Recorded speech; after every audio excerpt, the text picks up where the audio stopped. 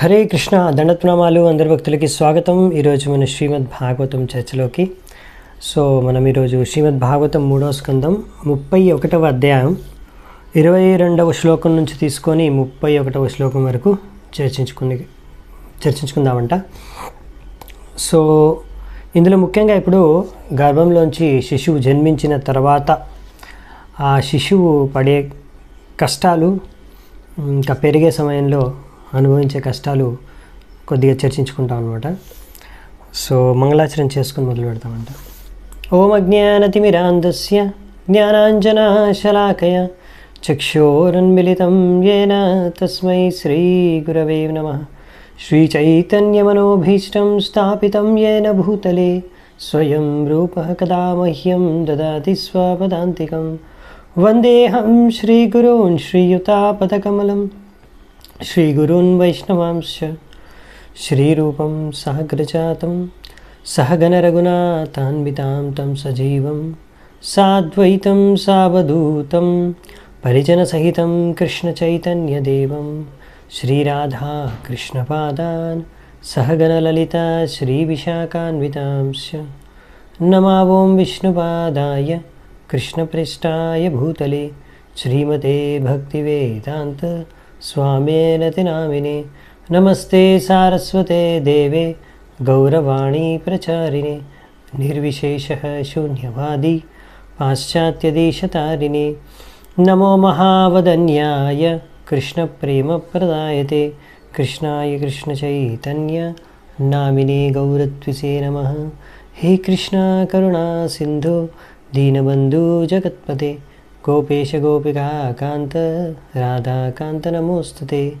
తప్తకాంచన గౌరాంగి రాధే బృందావనేశ్వరి వృషభానుసుతే దేవి ప్రణమామి హరిప్రియే.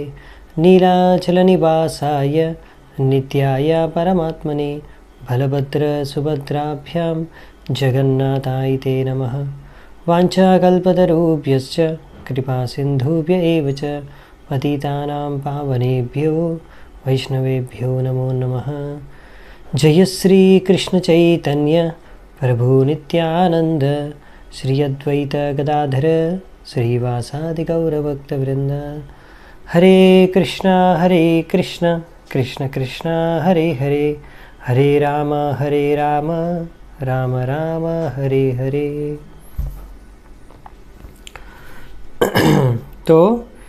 ఈరోజు శ్లోకం 22వ శ్లోకం. ఇది కపిలముని చెప్పే వాక్యాలు. కపిల ఉవాచ ఏవం కృతః మతిర్గర్భే దశమాస్యస్తువన్ ఋషిః సద్య క్షిపత్య అవాచీనం ప్రసూత్యై సూతి మారుతః. ఇప్పుడు కపిలముని ఏం చెప్తున్నారంటే, అలా ఒక 10 నెలలు అయిన తర్వాత ఈ యొక్క శిశువు, గర్భంలో ఉన్న శిశువు ఇటువంటి కోరికలతో ఉంది. ఇప్పుడు లోపల మనం చూసాం ఏం ప్రార్థించుకుంటుందో గర్భంలో ఉన్న శిశువు. ముందు ఉన్న శ్లోకాల్లో చర్చించుకున్నాము. ఈ విధంగా భగవంతుణ్ణి ప్రార్థించుకుంటూ భగవంతుణ్ణి గుణగానం చేస్తుంది. ఆ సమయం అంటే ఇప్పుడు 10 నెలలు అయిపోయింది. ఇప్పుడు బయటికి జన్మించాల్సిన సమయం వచ్చేసింది. అప్పుడు అక్కడ వాయువు, లోపల నుంచి వాయువు ఆ శిశువుని బయటికి పంపిస్తాయన్నమాట. శిశువు అలా బయటికి తలకాయ కిందికి ఉంటుందంట, అలా బయటకు వస్తుందన్నమాట. ఆ విధంగా తద్వారా శిశువు జన్మిస్తుంది, ఈ యొక్క భౌతిక ప్రపంచంలో ప్రవేశిస్తుందన్నమాట. తేనావసృష్ట సహసా కృవావాక్షిర ఆతురః వినిష్క్రామతి కృచ్ఛ్రేణ నిరుచ్ఛ్వాసో హత స్మృతిః. ఇక్కడ ఏం చెప్తున్నారంటే, అలా సడన్గా ఎంతో తీవ్రమైన గాలి ఒత్తిడితో కిందికి తోసేస్తుంది ఆ గాలి, వాయువు. తద్వారా ఏంటంటే శిశువు ఎంతో కష్టంతో, ఇక్కడ అందుకే రాశారు కృచ్ఛ్రేణ అంటే చాలా విత్ గ్రేట్ ట్రబుల్, చాలా కష్టంతో తల కిందికి ఉంటుంది. గాలి కూడా ఆడదంట, ఊపిరి ఆడదంట, ఊపిరి పీల్చుకోవడానికి కూడా కష్టంగా ఉంటుందంట. సో అలాంటి ద్వారా అలాంటి మాధ్యంతో జన్మించేగానే వెంటనే ఆ యొక్క ఎంత బాధ అంటే ఎంత నొప్పి ఉంటుందంటే అంత స్మరణం అంతా కూడా అంతా మర్చిపోతుంది అనమాట ఆ శిశువు. అండ్ ఇప్పటివరకు ఎన్నో ప్రార్థనలు చేసుకుంది కదా గర్భంలో ఉండి, సో అదంతా కూడా మర్చిపోతుంది అనమాట. అది నిరుచ్ఛ్వాసో హతస్మృతి, శ్వాస తీసుకోవడానికి కూడా కష్టమవుతుంది.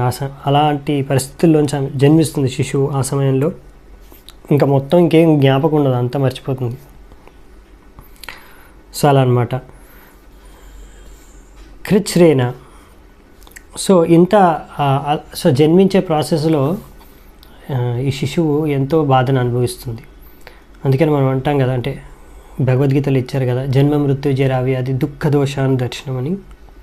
సో ఈ 4 దుఃఖాలు అని చెప్పుకున్నప్పుడు చాలామందికి అర్థం కాదు. మొదటిది జన్మ ఎలా దుఃఖపూరితమైంది అని. అందరూ జన్మించినప్పుడు అందరూ ఆనందిస్తారు కదా ఎవరైనా జన్మిస్తే, కానీ ఆ శిశువు మాత్రం ఆ సమయంలో జన్మించే సమయంలో చాలా కష్టాన్ని అనుభవిస్తుంది అన్నమాట. సో ఇంకా ఇక్కడ ఎలా చెప్తున్నారంటే అలా శ్వాస కూడా ఆగిపోయే అంత సమస్య, అంటే అంత కష్టాన్ని ఎదుర్కొంటుంది. అంతా మర్చిపోతుంది, ఇంకా ఏం జ్ఞానం ఉండేన ముందు గర్భంలో ఉన్నప్పుడు. సో ఒక్కొక్కసారి ప్రభుపాదులు రాస్తున్నారు ఇక్కడ, ఒక్కొక్కసారి ఎంత కష్టం అంటే అది తట్టుకోలేక ఒక్కొక్కసారి జన్మించిన తర్వాత అప్పుడే మృతి చెందిపోతుంది శిశువు. లేకపోతే ఒక్కొక్కసారి ఇంకా ఆల్మోస్ట్ చచ్చిపోతుంది అనుకోండి, కానీ మళ్ళీ మెలుకోక వస్తుంది, లేకపోతే దానికి జీవం వస్తుంది. అందుకే చూస్తారు చాలాసార్లు ఎప్పుడైనా సరే శిశువు పుట్టినప్పుడు వెంటనే ఏడుస్తుంది, ఎందుకంటే చాలా కష్టమైన పరిస్థితిలోంచి జన్మించింది కనుక శిశువు. సో ఇది మనము కూడా అనుభవించాం అందరం, కానీ ఇప్పుడు మనకేం గుర్తులేదు. సో అలాగే మనం ఎన్నో విషయాలు గర్భంలో ఉన్నప్పుడు గుర్తుంచుకునే కూడా మర్చిపోయాం. ఇక్కడ రాగానే ఇప్పుడు మనకు ఇది అంత బాధ కూడా మనకేం గుర్తుకులేదు. అందుకనే జన్మ బాధ ఎవరికి గుర్తుండదు. ఈ యొక్క భౌతిక ప్రపంచం అలా, మాయా ప్రపంచం అలా ఉందన్నమాట, మనం మర్చిపోతాం. సో నెక్స్ట్ చూద్దామంట. పతితో భువ్యశ్రన్మిశ్రః విష్టా భూరివ చేష్టతే రోరుయతి గతే జ్ఞానే విపరీతాం గతిం గతః. సో ఇంకేముంది ఇక్కడ, ఈ విధంగా ఇప్పుడు ఈ శిశువు అలా భూమి మీద కానీ బెడ్ మీద కానీ ఎక్కడైనా పడగానే, గ్రౌండ్ మీద ఇక్కడ రాశారు, అలా భూవి పతితో భువి, అలా భూమి మీద పడగానే శిశువు అప్పుడు వెంటనే, అంటే మాత గర్భం నుంచి పుట్టినప్పుడు జన్మించినప్పుడు దాంతోపాటు మలమూత్ర రక్త అన్నీ కూడా ఉంటాయి. ఎలాగైతే ఒక కీటన్ విష్టలో ఉండే పురుగులు ఉంటాయి కదా, అవి ఎలా కనిపిస్తే అలా. సో ఆ సమయంలో మొత్తం ఇంతకుముందున్న ఎంతో జ్ఞానం ఉండేది కదా గర్భం లోపల ఉన్నప్పుడు ప్రార్థించుకుని శిశువు. సో ఆ జ్ఞానం అంతా కూడా మర్చిపోతుంది. ఇప్పుడు మాయా ప్రభావితమై ఏడవడం మొదలు పెడుతుంది అనమాట, చాలా ఏడుస్తుంది. పరాచందం న విదుష పుష్యమానో జనేన సహ అనభిప్రేతం ఆపన్నః ప్రత్యాఖ్యాతుం మనీశ్వరః. సో ఈ విధంగా గర్భం నుంచి బయటకు వచ్చిన తర్వాత శిశువు, దాని తర్వాత శిశువుని ఎవరో ఒకరు సంరక్షణలో ఇస్తారు. ఆ సంరక్షించే వాళ్ళు శిశువుని, అంటే ఎవరైనా నర్సు కానీ ఇంకెవరైనా ఆయా కానీ, సో వారికి తెలియదు అన్నమాట. ఎవరైనా సంరక్షిస్తారు వాళ్ళకి ఏం తెలియదు, అసలు శిశువుకి ఏం కావాలి, ఎందుకు బాధపడుతుందని తెలియదు. సో చాలాసార్లు వాళ్ళు ఏవో దానికి ఆ శిశువుకి తినిపిస్తారు, లేకపోతే తాగిపిస్తారు, లేకపోతే ఏదైనా పరిస్థితుల్లో ఆ శిశువుని పెడతారు. అది దానికి అనుకూలంగా ఉండకపోవచ్చు శిశువుకి, అయినా కానీ శిశువు ఏం చేయలేదన్నమాట. ఇప్పుడు ఇంకా మాట్లాడలేదు, ఏం చేయలేదు కనుక సో అది అనుకూలమైన పరిస్థితి అయినా ప్రతికూలమైన పరిస్థితి ఎలా ఉన్నా ఇంకా భరించాల్సిందే. చాలాసార్లు తనకి నచ్చని పరిస్థితుల్లో ఆ శిశువుని ఉంచుతారు, లేకపోతే ఆ శిశువుకి ఆ విషయాలు ఇస్తారు, అందిస్తారు అలా. సో శిశువుకి ఏంటంటే అది నచ్చుకున్నా కానీ ఏం చేయదు, స్వీకరించాల్సిందే. సో ముందు గర్భంలో ఉన్నప్పుడు కూడా శిశువుకు అసలు వాతావరణం అక్కడ ఏమీ నచ్చేది కాదు, ఎంతో కష్టంగా ఉండే, భగవంతుడిని ప్రార్థన చేసుకుంటుంది. కాకపోతే అప్పుడు ఏంటంటే శిశువుకి ఏమి కావాలో తినడానికి వాతావరణం బాగలేకున్నా కానీ శిశువుకి ఏది కావాలో పోషణకు అది మాత నుంచి శిశువుకి లభించేది, దాంట్లో సమస్య ఉండేది కాదు. ఇది ప్రకృతి యొక్క అరేంజ్మెంట్.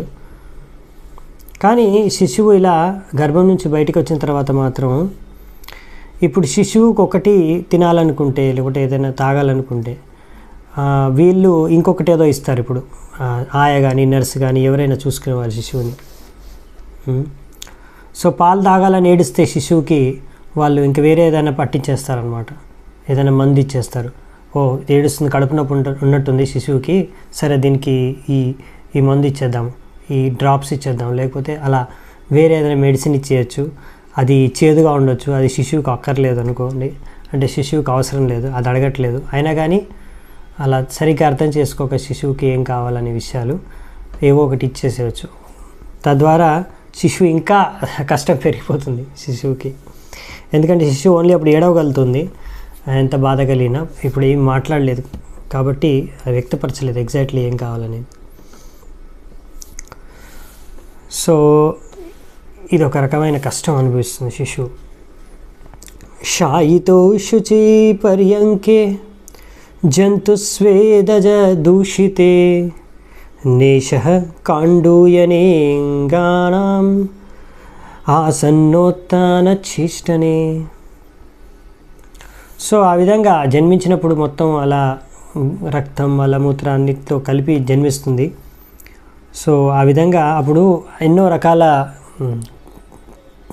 జర్మ్స్, కీటాణాలు లేకపోతే జర్మ్స్, పురుగులు, అవన్నీ అవేంటంటే శిశువు యొక్క చర్మాన్ని కుట్టేస్తూ ఉంటాయి అన్నమాట, కాటేస్తూ ఉంటాయి. సో తద్వారా ఏంటంటే దానికి ఆ శిశువుకి చాలా దురద కలుగుతుంది, ఒక దగ్గర నొప్పి వేస్తుంది. అయినా ఆ జర్మ్స్ని లేకపోతే ఆ కీటాణులని శిశువు తీయలేదు, ఏమి చేయలేదు అనమాట. అది ఆ యొక్క దురద నుంచి కానీ ఉపశమనం పొందడానికి శిశువు ఏమీ చేయలేకపోతుంటుంది.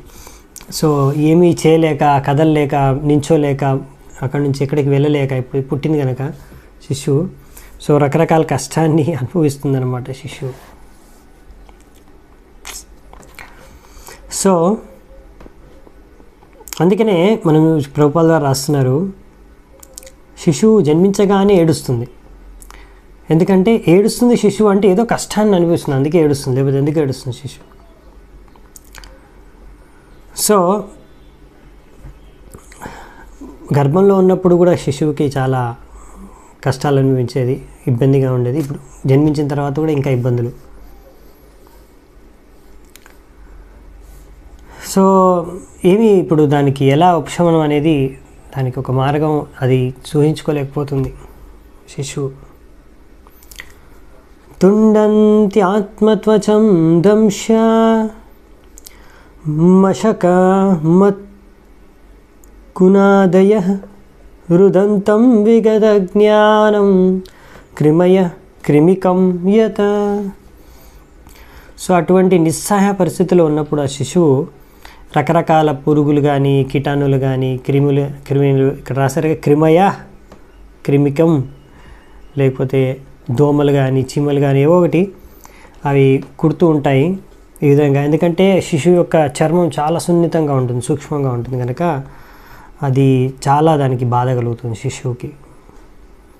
ఇంకా అప్పుడు శిశువు ముందే ఆ జ్ఞానం ముందున్న జ్ఞానం, గర్భంలో ఉన్నంత జ్ఞానం అంతా మర్చిపోయింది, అలా మొత్తం జ్ఞానం మర్చిపోయింది. ఇప్పుడు ఏం చేయాలో కూడా అర్థం కాని శిశువు ఇంకా అలా ఏడుస్తూ ఉంటుంది అన్నమాట. అందుకనే చూడండి క్లియర్గా ఇక్కడ ఇచ్చారు ఎందుకు శిశువు ఏడుస్తుంది. ఎవరు ఆలోచించారు కదా, పుట్టగానే శిశువు ఏడుస్తుంది, ఏడవగానే అందరు నవ్వుతారు, అంటే అందరూ ఆనందిస్తారు శిశువు జన్మించిందని. కానీ శిశువు చాలా అప్పుడు బాధను అనుభవిస్తుంది. అది ఎవరికి ఊహించరు కూడా ఆ సమయంలో. సో విగత జ్ఞానం. సో ముందు చాలా ఆధ్యాత్మిక జ్ఞానం ఉండే శిశువు, కానీ అంత మర్చిపోయింది ఇప్పుడు మొత్తం కూడా. ఇప్పుడు అంతా మాయా యొక్క ప్రభావితం అయిపోయింది, మాయా చేత ఎక్కువగా శిశువు. సో గర్భంలో ఏం ఆలోచించిన శిశువు అనే విషయం అంతా కూడా మర్చిపోయింది ఇప్పుడు శిశువు. సో దీని ద్వారా మనం ఏం నేర్చుకుంటున్నామంటే, ఇప్పుడు ఇదంతా ఇట్లా డీటెయిల్గా మనం చర్చించుకుంటున్నామంటే ఉంది భాగవతంలో, ఎందుకంటే మనకు తెలియజేయడానికి. సో ఇంత కష్టం ఉంటుంది. ఇంకొకటి ఏంటంటే, ఇలా పుట్టినప్పటి నుంచి ఇంక పుట్టుక ముందు నుంచే కష్టాలు స్టార్ట్ అవుతాయి ఈ భౌతిక ప్రపంచంలో, చచ్చే వరకు ఉంటాయి. ఇంకొక విషయం ఇక్కడ మనం నేర్చుకునేది ఏంటంటే, ప్రభుపాల్ ద్వారా రాశారు, శిశువు ముందు ఆధ్యాత్మిక జ్ఞానం ఉంది అంటే గర్భంలో ఉన్నప్పుడు, కానీ ఇప్పుడు మర్చిపోయింది. అంటే ఒక వ్యక్తి ఒక సమయంలో ఆధ్యాత్మిక జ్ఞానాన్ని సేకరించిన అతని దగ్గర ఉన్న కొన్ని సమయాల్లో మర్చిపోవచ్చు. Circumstantially is prone to forget it. మర్చిపోయే అవకాశం ఉంది ఒక జీవాత్మకి. సో అందుకనే ఇది పిల్లల కోసమే కాదు, శిశువులకి పిల్లలకే కాదు, పెద్దవాళ్ళకి కూడా వర్తిస్తుందని చెప్తున్నారు ఇక్కడ. అందుకని మనము ఓకే ఈరోజు విన్నాం కదా, కొంచెం జ్ఞానం తెలుసుకున్నాము, సరిపోయింది, ఇంకా మనం అయిపోయింది జీవితంలో, ఉద్ధరించిపోయింది, మనం ఉద్ధరించుకున్నాం అంటే సరిపోతుంది అన్నమాట. మనం జాగ్రత్తగా ఉండాలి. ఎందుకంటే ఈరోజు ఇప్పుడు మనం ఎంతో జ్ఞానాన్ని నేర్చుకోవచ్చు, కానీ దాన్ని కాపాడుకోలేకపోతే, దాన్ని సరిగ్గా ఉపయోగించుకోలేకపోతే, ఈ ఆధ్యాత్మిక జ్ఞానాన్ని మనము కొన్ని పరిస్థితుల్లో కొన్ని సందర్భాల్లో, లేకపోతే మనం సరిగ్గా దీన్ని రక్షణ కల్పించకుండా ఉంటే మనం ఈ జ్ఞానాన్ని కూడా కోల్పోవచ్చు, మర్చిపోవచ్చు. ఇది జ్ఞానం ఈరోజు సంపాదించుకొని కూడా ఆధ్యాత్మిక జ్ఞానం రేపు మళ్ళీ దాన్ని మర్చిపోయి మనము దాని యొక్క లాభాన్ని అంటే వినియోగించుకోలేము దాన్ని, అలాంటి పరిస్థితి రావచ్చు. అందుకే మనం జాగ్రత్తగా ఉండాలి ఎప్పుడైనా సరే, మన యొక్క ఆధ్యాత్మిక జ్ఞానాన్ని కోల్పోకుండా. ఎందుకంటే ఇది మర్చిపోయే లక్షణం ఒకటి ఉందన్నమాట భౌతిక ప్రపంచంలో. సో కొన్ని ఏవైతే అనుకూలమైన పరిస్థితులు కావో, అలాంటి అనుకూలమైన పరిస్థితులు కావు మన భక్తి మార్గానికి, ఆధ్యాత్మిక మార్గానికి, వాటికి మనము దూరంగా ఉండాలి, జాగ్రత్తగా ఉండాలని అర్థం. తద్వారా మనం ఎప్పుడు మర్చిపోకుండా ఉండగలుగుతామని. మీరు అడగొచ్చు అదేంటి, ఎటువంటి పరిస్థితులు అంటే, అది మనం నెక్స్ట్ క్లాస్లో చర్చించుకుంటాం. నెక్స్ట్ మొత్తం అదే అసత్సంగం లేకపోతే అలాంటి దుస్సంగం యొక్క ప్రభావం ఏంటి అనేది నెక్స్ట్ టాపిక్, నెక్స్ట్ వచ్చే శ్లోకాల్లో ఉంటుంది, నెక్స్ట్ క్లాస్లో చర్చించుకుందాము. సో ఈరోజు ఇదే టాపిక్ చర్చించుకుందాం, ఇంకా కొద్దిగా ఉంది. ఇత్యేవం శైశవం భుక్త్వా దుఃఖం పౌగండమేవ చ అలబ్ధాభిప్సితో జ్ఞానాత్ ఇద్దమన్యు సుచార్పితః.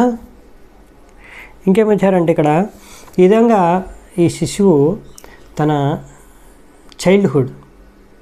శిశువు నుంచి చైల్డ్హుడ్ అంటే ఒక 5 సంవత్సరాల వరకు చైల్డ్హుడ్ అంటారు, అంటే పసితనం అనుకోవచ్చు, పసివాడు అనుకోవచ్చు. సో ఇలా అంటే మొదటి 5 సంవత్సరాలు రకరకాల దుఃఖాలను అనుభవిస్తుందంట శిశువు.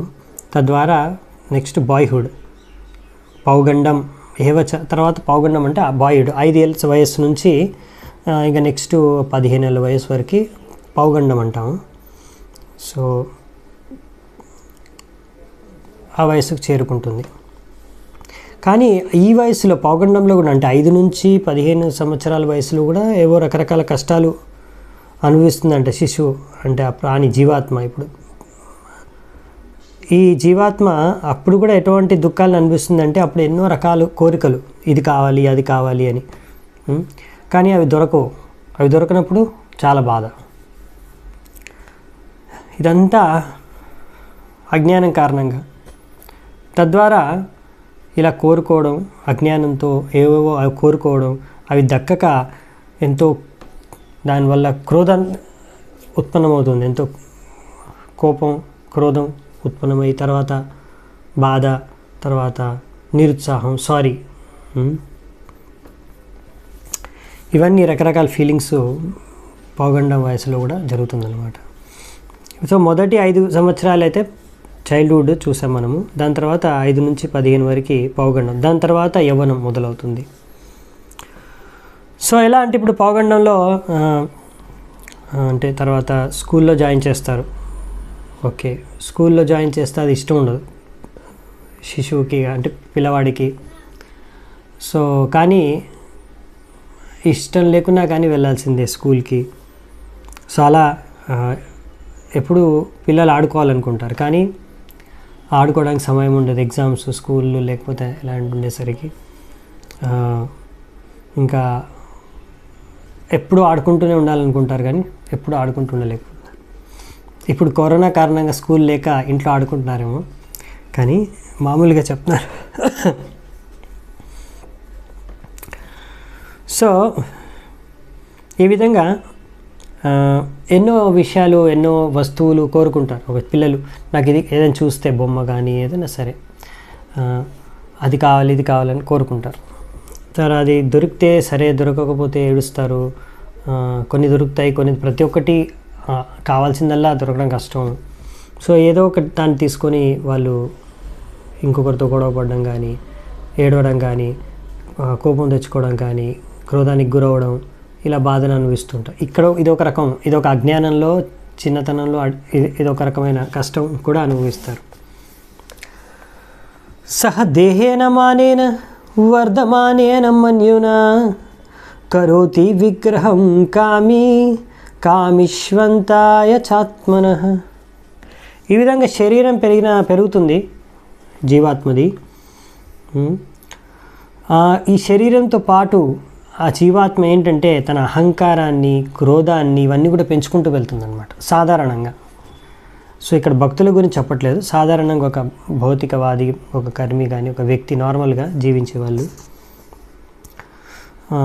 తద్వారా ఏంటంటే ఇంకా ఇంకొకరి పట్ల ఈర్ష్య, ఇవన్నీ ఇంకా పెంచుకోవడం, ఇంకొకరు ఎవరైతే వాళ్ళలాగే కామి, సిమిలర్లీ లస్టీ పీపుల్, అంటే వీళ్ళు ఏదో కోరుకుంటున్నారో ఇంకొకరు కూడా అదే కోరుకుంటారు, అంటే కాంపిటీటర్, వాళ్ళని చూసి ఈర్ష్యపడడం, వాళ్ళ పట్ల శత్రుభావన పెంచుకోవడం. ఇలా ఒక జీవాత్మ పెరుగుతున్న కొద్దీ అహంకారం, శత్రుభావన, క్రోధం ఇవన్నీ కూడా పెంచుకుంటూ పెరుగుతుంది వయసులో. సో అర్జునుడు అడుగుతాడు కదా భగవద్గీతలో కృష్ణుడిని,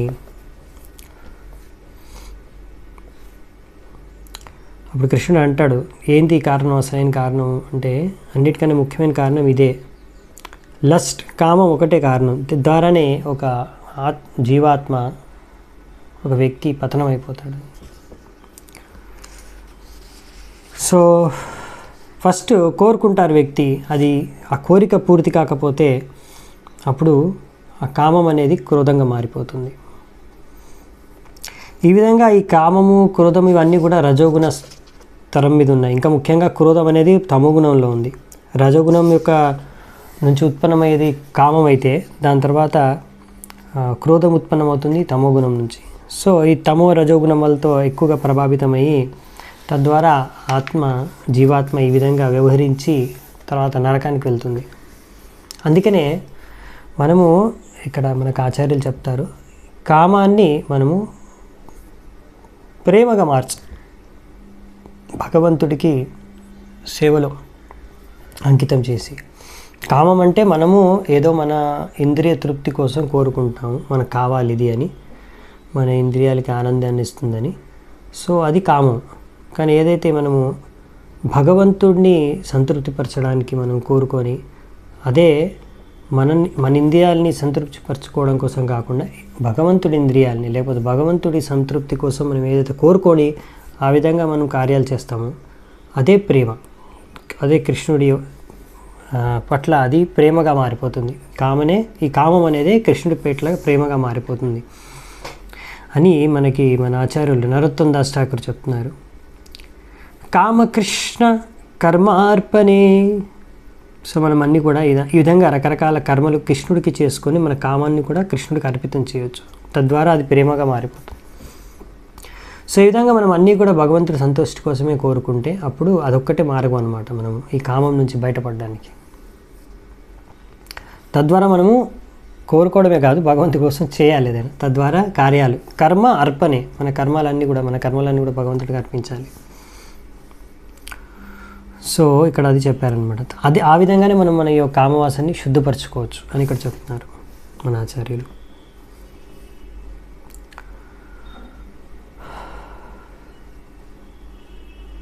సో అందుకని ఇక్కడ రూప గోస్వామి పాద కూడా చెప్పారు,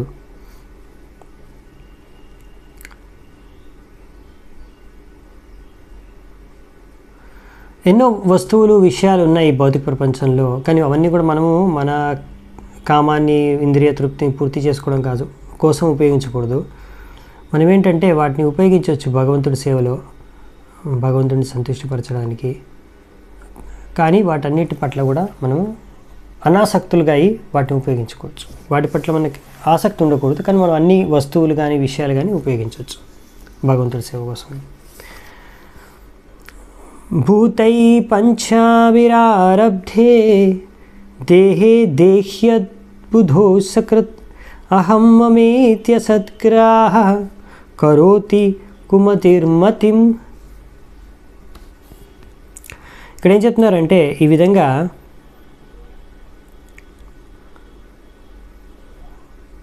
ఈ యొక్క జీవాత్మ ఈ శరీరాన్ని స్వీకరించి పంచమహాభూతాలతో కూడుకున్న పంచభిర్ ఆరబ్ధే, సో ఈ పంచమహాభూతాలతో కూడుకున్న ఈ శరీరాన్ని స్వీకరిస్తుంది ఈ జీవాత్మ. ఇదే నేను, ఈ శరీరం నేను అనే ఆలోచనతో ఈ అజ్ఞానంలో ఉంటుందన్నమాట. ఆ అజ్ఞానంలో అన్నీ కూడా అలాగే పంచమహాభూతాలతో నిర్మించిన అన్ని వస్తువులు కూడా నావి అనే భావనతో ఇంకా వాటిని ఇంకా లబ్ధి ఇంకా పెంచుకొని అట్లాంటి వస్తువులు పెంచుకొని ఇంకా వాటి పట్ల ఆసక్తిని పెంచుకొని ఇంకా తమో గుణంలోకి అంధకారంలోకి వెళ్ళిపోతుంది. అహం మమేత్య సద్గ్రహ, ఇదంతా నేను, ఇదంతా నాది, ఇదే సమస్య అన్నమాట. సో ఈ విధంగా మొట్టమొదటిది ఏంటంటే, మొదటి అజ్ఞానత ఏంటంటే ఒక జీవాత్మ ఈ శరీరం నేను అనుకోవడం. దాని తర్వాత ఇంకా వేరే అన్నీ కూడా శరీరంతో సంబంధించిన ఇంకా మిగతా భౌతిక విషయాలు, వస్తువులు, అన్ని శరీరాలు కూడా అన్నీ కూడా నావి అనుకోవడం. ఇంకొక ఈ అజ్ఞానత అంధకారం ఇంకా పెరిగిపోతుంది అన్నమాట, పెంచుకుంటుంది. దీని కారణంగానే ఎన్నో బాధలు ఒక జీవాత్మ అనుభవిస్తుంది. ఇది మూల కారణం అన్నమాట. మీరు అనుకోవచ్చు ఏంటిది, ఎన్నోసార్లు వింటూ ఉంటాం ఊరికే, మరి శరీరం కాదు ఆత్మ అని ఎన్నిసార్లు చెప్తారు, మాకు అర్థమవుదా ఏంటి అని. అర్థమవుతుందండి మీకు, మాకు తెలుసు మీరు చాలా బుద్ధిమంతులని. కాకపోతే ఇక్కడ ఏంటంటే అదే కారణం. మరి అలా అర్థమైనప్పుడు మరి ఎందుకు బాధపడతారు, అయ్యో నాది ఇది పోయింది, నాది అది పోయింది, నేను అది కోల్పోయాను, ఇది కోల్పోయానని. ఎందుకంటే ఇంకా మనకు దాటి పట్ల ఆసక్తి ఉంది కాబట్టి మనము చాలా బాధపడుతుంటాం మనం ఏదైనా భౌతికంగా కోల్పోయినప్పుడు. సో అదే ఇక్కడ చెప్పారనమాట, మనం అన్నీ భౌతికంగా ఉన్న అన్ని విషయాలు, వస్తువులు అన్నీ కూడా మనం ఉపయోగించవచ్చు, వాడచ్చు, కానీ అది భగవంతుడి సంతుష్టి కోసం అని అర్థం చేసుకొని ఇంకా వాటి పట్ల ఆసక్తి ఉంచకుండా, ఆసక్తి పెంచుకోకుండా చేస్తే అప్పుడు ఏంటంటే మనం అవి ఏమైనా కోల్పోయినా కానీ ఒకవేళ మనం బాధపడం అనమాట. ఎందుకంటే భౌతిక ప్రపంచంలో ఇది శాశ్వతం కాదు, ముఖ్యంగా భౌతికంగా అన్నీ అశాశ్వతమే. సో అదే ఇక్కడ చెప్తున్నారనమాట. సో ఒకవేళ ఇటువంటి జ్ఞానం లేకపోతే అప్పుడు ఏమవుద్దంటే చాలా కష్టాన్ని అనుభవిస్తాం. సో మనము భౌతికంగా భౌతికంగా శరీరం కానీ వస్తువుల పట్ల కానీ ఆసక్తి మనకు ఉంటుందో, లేకపోతే ఇతర శరీరాల పట్ల కానీ సో ఎంత ఆసక్తి మనకు ఉంటుందో అంత అజ్ఞానం మనకున్నట్టు అంత బాధ మనం అనుభవిస్తాం అన్నమాట. అందుకే ఈ విషయాలు మళ్ళీ చెప్తున్నారు అనమాట. ఎందుకంటే ఇదే అందరికీ కావాలి, బాధల నుంచి బయటపడాలి, బాధపడకూడదు, ఆనందంగా ఉండాలి. సో మరి ఉండాలంటే ఇదే మార్గం, వేరే మార్గం ఏం లేదు, వేరే షార్ట్ కట్స్ ఏం లేవు. ఇదే విషయాల్ని సరిగ్గా తత్వాలను అర్థం చేసుకోవాలి. తదర్థం కురుతే కర్మ యద్బద్ధో యాతి సంస్కృతిం యోను యాతి దదత్ క్లేశం అవిద్యా కర్మ బంధన. సో ఈ శరీరం కోసమే అంతా. తదర్థం కురుతే కర్మ. ఈ శరీరం ద్వారానే అన్ని రకాల కష్టాలు మనకు వచ్చేది. ఒక విధంగా చూస్తే చూడండి, ఆత్మకి ఏం అవ్వదు, ఈ శరీరంకి ఏదో ఒకటి అవుతుంది, దాని ద్వారా మనం కష్టాలను ఎదుర్కొంటాం. ఇప్పుడు కరోనా వచ్చింది, కరోనా మన ఆత్మకి ఏం చేయదు, కానీ మన శరీరానికే అది హాని కలిగిస్తుంది. సో మనకు కష్టం అనేది, బాధ అనేది కలుగుతుంది. సో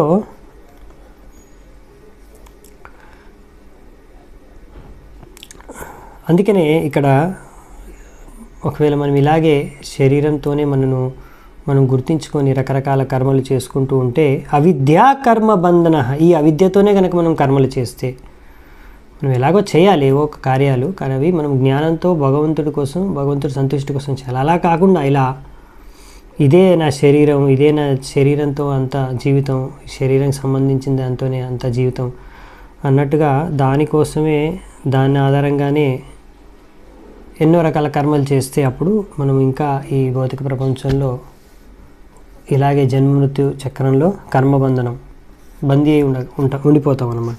మనం ముక్తులం అవ్వలేము. సో అంటే ఇప్పుడు ఈ వ్యక్తి ఏంటంటే ఎక్కువగా తన శరీరం నుంచి, తన దేశము, తన భూమి, ఇట్లా తన వాళ్ళు, ఇలా శరీరానికి సంబంధించిన అన్నిటితో గుర్తింపు ఆయనకి. ఇది నా శరీరం, ఇది నా జాతి, ఇది నా ఫ్యామిలీ, ఇది నా దేశం, ఇది నా భూమి, లేకపోతే ఇలా అనమాట. సో ఇదంతా కూడా భౌతికమైన ఆలోచన విధానం అనమాట. తద్వారా ఏంటంటే మన బంధన ఈ భౌతిక ప్రపంచానికి పెరిగిపోతుంది. ఇవాళ రేపు ఇంకా ఎంత పెద్ద నాయకులైనా సరే, రాజకీయ నాయకులే కానివ్వండి, ఎవరైనా, వాళ్ళందరికీ కూడా ఏమీ తెలీదు ఈ విషయం, అవునా? వాళ్ళందరూ కూడా ఈ విధంగానే వాళ్ళందరూ కూడా భౌతిక స్థాయిలోనే అందరినీ నడిపిస్తున్నారు, ప్రజల్ని కూడా తీసుకెళ్తున్నారు. తద్వారా అటువంటి రాజకీయ నాయకులు ఎవరైతే భౌతిక స్థలం పైన జీవిస్తున్నారో వారిని అనుసరించే ప్రజలు అందరూ కలిసి అందరూ కూడా నరకానికి వెళ్తున్నారంట. అందయతాందే రూపనీయమాన.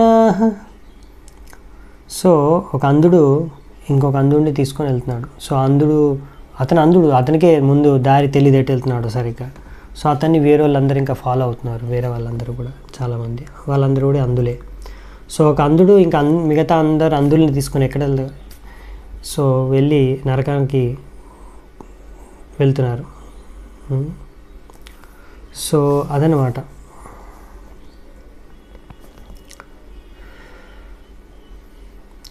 సో ఇది సారం ఏంటంటే, ఒకవేళ ఎన్ని రోజుల వరకు అయితే మీరు ఇలా భౌతిక స్థలం పైన ఉంటారో అప్పటి వరకు జన్మ మృత్యు యొక్క చక్రం నుంచి తప్పించుకునే అవకాశం లేదు. అదే ముఖ్య ఉద్దేశం ఇక్కడ చెప్పేది.